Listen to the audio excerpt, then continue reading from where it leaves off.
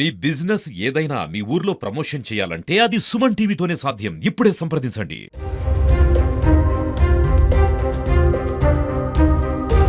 పారిశుద్ధ్య కార్మికుల పోస్టులకు తక్కువ చదువుకున్నవారు లేదా 10వ తరగతి ఆపై ఇంటర్ చదువుకున్న వాళ్ళు అప్లై చేసుకుంటారు. కానీ ఇక్కడ మాత్రం డిగ్రీలు పీజీలు చదువుకున్న యువత స్వీపర్ పోస్టుల కోసం పోటీ పడుతున్నారు.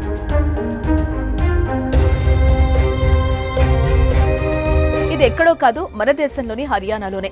దీన్ని బట్టి చూస్తే దేశంలో నిరుద్యోగ తీవ్రత ఎంతుందో అర్థం చేసుకోవచ్చు.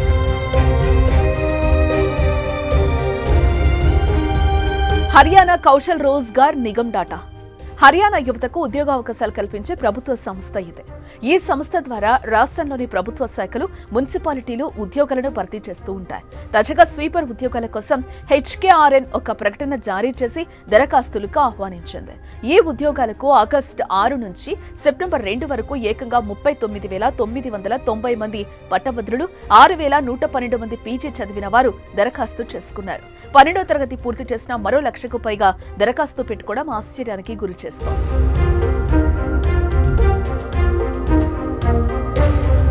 అయితే వారు ఇంతలా పోటీ పడేందుకు ఇవేమీ ప్రభుత్వం కల్పించే శాశ్వత ఉద్యోగాలేం కావు. జీతం కూడా భారీగా ఏం లేదు. కేవలం 15,000 రూపాయల నెలవారీ వేతనంతో ఇచ్చే కాంట్రాక్ట్ ఉద్యోగాలు ఇవే. పొరపాటున దరఖాస్తు చేశారని చెప్పడానికి కూడా వీల్లేదు. ఉద్యోగ ప్రకటనలోనే ఉద్యోగ బాధ్యతలు, చేయాల్సిన పనులను స్పష్టంగా పొందుపరిచారు. రోడ్లు, బహిరంగ ప్రదేశాలను ఊడ్చడం, శుభ్రం చేయటం, చెత్త తొలగించడం వంటి పనులు చేయాల్సి ఉంటుందని ముందే పేర్కొన్నారు. అయినప్పటికీ ఇంత భారీ సంఖ్యలో డిగ్రీలు, పీజీలు చదివిన యువత పోటీ పడుతున్నారంటే దేశంలో నిరుద్యోగం ఎంత తీవ్రంగా ఉందో అర్థం చేసుకోవచ్చనే విమర్శలుస్తున్నాయి.